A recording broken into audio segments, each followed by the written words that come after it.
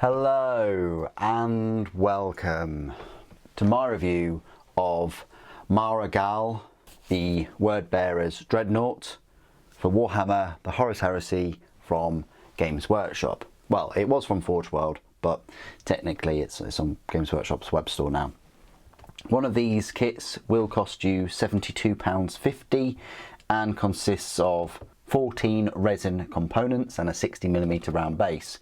When I first unboxed this, I probably bought it before, a year ago, it cost me £70. So it's only really gone up by £2.50, which isn't too bad. The format of this review is as usual. I'll have a look at the miniature up close. We'll go through all the detail and things. There are no spare parts with this one. So then I'll go through some size comparisons with other Wordbearers miniatures. And then finally at the end, I'll go through all of the rules found in the Liber Hereticus army book. So first things first, let's have a look at the detail of this dreadnought. It is a Contemptor dreadnought that has been twisted by unholy practices and demonic power.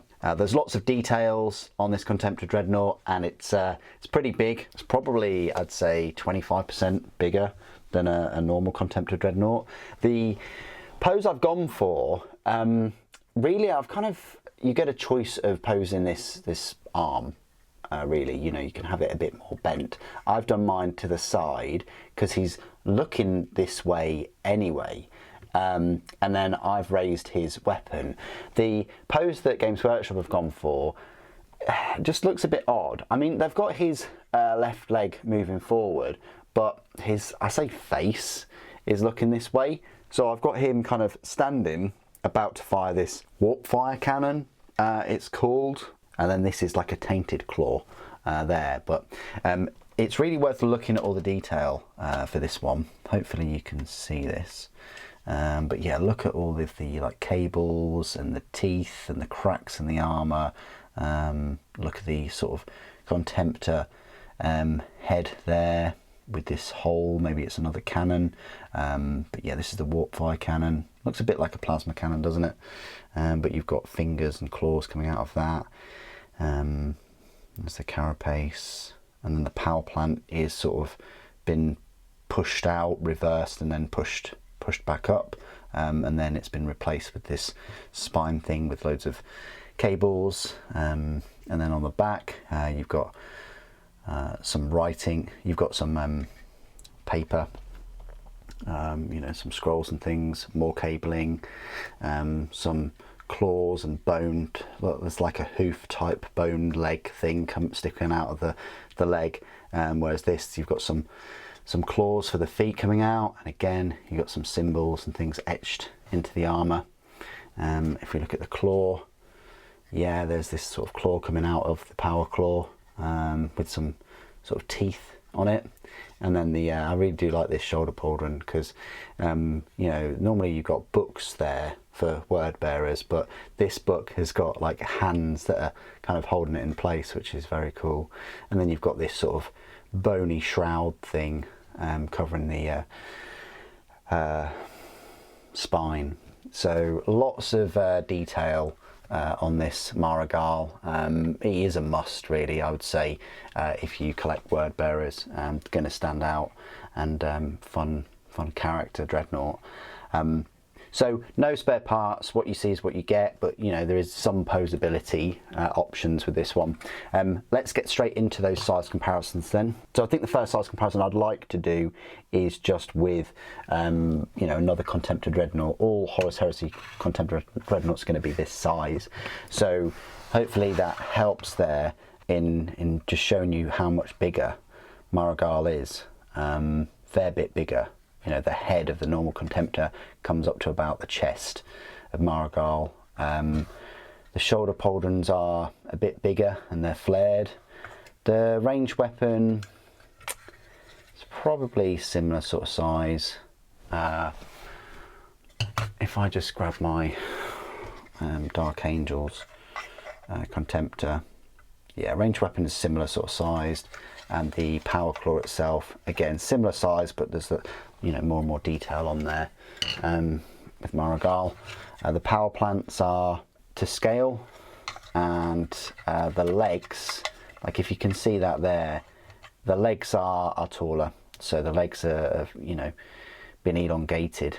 Specifically, you know, the whole leg and the lower leg has just been increased in size, and the chest as well, and the top of the torso has been increased.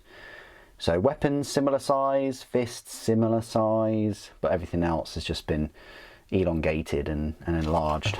So that's a normal Contemptor. It's going to, you know, rise above all of your other units, such as your Gal Vorbak, and I think, you know, Mhara Gal needs some Gal Vorbak near him to kind of mirror that.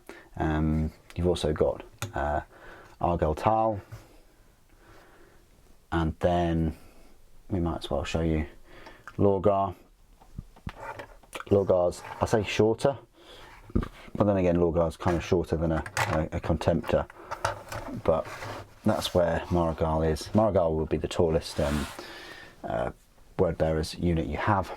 Then I've got just a normal standard Mark IV Space Marine, and then we've got the other marks of Space Marine as well. So the Mark III, the Mark VI, and then another Mark III, an older Mark III. So it gives you an idea. He's going to be pretty tall compared to other Horus Heresy units, other than like the big tanks. And then a final size comparison I like to do is just with a normal Space Marine, a Primaris, and then Sly Marbo. As you can see, normal Space Marine is about the height of the leg, a bit shorter than the whole leg. Sly Marbo is about the knee height, and then a Primaris is again up to the groin. So pretty tall, probably 16, 17 feet tall. Yeah, quite a tall one. Okay, this is my part of the review where I will go through all of the rules and things for Mhara Gal. You'll find him, as I say, in the Liber Hereticus Strata Legiones Astartes army book, and he will be towards the back. You know, Word Bearers are the second furthest back legion in the book. Mhara Gal Dreadnought isn't a heavy support, and also isn't a HQ. It's pretty nice, you know, follows the same line as the other Contemptor Dreadnoughts in that he is an elite choice. He is quite pricey though. He's 240 points, which puts him, you know, almost as much as a full 5-man Gal Vorbak squad. And of course a normal Legion Contemptor Dreadnought, well, equipped with a plasma cannon, for instance, would typically be 185 points. So this Mhara Gal Dreadnought is kind of 60 points more. But what do you get for the 240 points? Well, you get a movement of 8 inches, weapon skill 6, ballistic skill 3, strength 7, toughness 7, 8 wounds, initiative 5, 3 attacks, leadership 10, and a save of 2+. Super. How does that compare to a vanilla Contemptor Dreadnought? Well, the movement is the same, the weapon skill is actually better at 6, the ballistic skill is worse at 3. He does have a couple more wounds at 8 instead of the 6. A better initiative at 5, same number of attacks, but a better leadership at 10 and the same save. So what is he equipped with? A warp fire cannon, and then a tainted claw with inbuilt bolt spitter. Special rules: Legiones Astartes Word Bearers, it will not die 5+, Rampage 2, Shroud of Dark Fire, Accursed, Pathfinder, Move Through Cover, and Traitor. Now, options: a Mhara Gal Dreadnought may replace its warpfire cannon and or tainted claw and inbuilt bolt spitter with one of the following: a greater bolt spitter for free, a Gravis melter cannon for free, Gravis autocannon for free, warpfire cannon for free, Gravis las cannon for 10 points, or tainted claw with it built-in bolt spitter for free. So pretty much he can have like 2 of the same weapon, you know, on his arms. So before I get into the special rules, let me just talk to you about those 2 weapons. So the Tainted Claw is a kind of Word Bearer specific weapon. It's a strength 9 AP 2, Melee, Brutal 2 and Murderous Strike 5+. So very, very dangerous, that claw. If you see Mhara Gal on the battlefield, just take him out as quick as possible, because honestly that AP 2 weapon with a Brutal 2 and Murderous Strike 5+ is incredible. The Warp Fire Cannon is a nice 36-inch range weapon. It's Strength 6, AP 4, Heavy 1, Blast 3 inches, Breaching 4+ and Pinning. It's alright, you know, it's Heavy 4, but it does have the Breaching 4+, which is nice. It does have a Bolt Spitter in it, which is a 24-inch range, Strength 4, AP 5, Rapid Fire, which is alright. As I say, you can swap its Warp Fire Cannon and or Tainted Claw for a greater Bolt Spitter, which would give it a 48-inch range, Strength 5, AP 4, Heavy 6, Twin Linked, which again is alright, you know, you're getting 6 shots there. And obviously you can swap it with the Gravis Melter Cannon, Gravis Auto Cannon or Gravis Las Cannon. I'm keeping it with the weapons that it came with, which of course is the Warp Fire Cannon and the Tainted Claw. Now, the special rules: Shroud of Darkfire. Any hit allocated to a model with this special rule from a plasma, flame or melter or volkite weapon has its strength reduced by -1.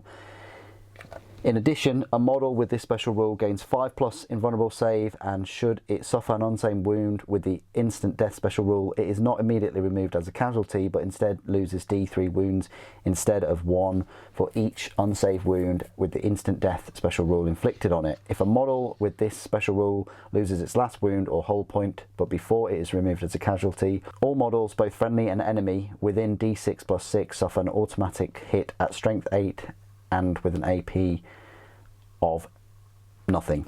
So that's pretty good. You know, that just adds to his survivability with his normal 2+ save.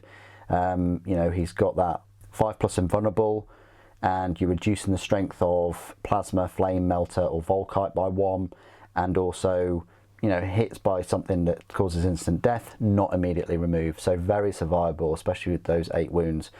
Accursed. All models with the demon unit type and or psyker or corrupted subtype must reduce their toughness and strength by -1 while they are within 6 inches of a model with this special rule. Models that also have this special rule are immune to its effects. So that's very nice, you know, but it is short range, you know, it's only 6 inches in terms of that, but they have to reduce their toughness and strength by -1, which is quite considerable really. And that's it for Mhara Gal. That is my review. I think it's a fantastic looking miniature, even for £72. There's a lot of detail on him and really goes very well with the word bearer's aesthetic and force. And if you wanted a sort of a bigger, badder Gal Vorbak in Contemptor Dreadnought form, but actually is a bigger Contemptor Dreadnought, then this is him. I mean, those Gal Vorbak are way bigger, more imposing, mutated, corrupted, you know, Space Marines.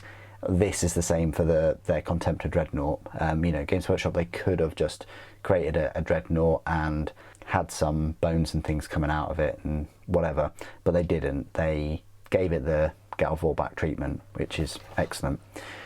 Please do put your thoughts and opinions down below. It'd be good to hear from you. Thank you for watching. Death to the False Emperor.